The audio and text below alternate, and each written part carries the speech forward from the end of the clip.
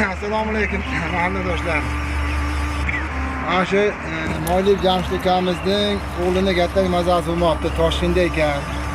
Shunga 30 ming dollar so'rayapti jigar selyozanosiga, operatsiyasiga. Shunga aka-ukalar imkon qadar boricha yordam qilish kerak shunga. Mana shu aziz ham qishloqdoshlar. Endi mana shu ukamiz Jamshidni o'g'lini shunaqa davolash kerak ekan.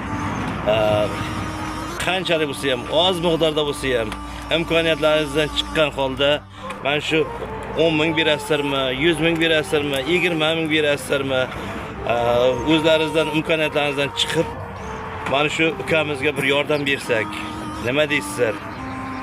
Yordam bersak bir yaxshi bir savob bo'lardi. Rahmat. Aziz ham qishloqdoshlar, bu karta nomerini qoldiradi. Bu yolg'on emas. Bir imkoniyat bo'lsa, yordam berishlarini so'raymiz. Karta nomerlarini mana shu telefonni tagiga yozilgan. Shu bir yordam bersalaringiz. Qancha bo'lsa, bir oz miqdorda bo'lsa ham yig'ilib turib mana shu qishlog'imizning ahlilaridan, jamoalaridan bir yordam bo'lardi.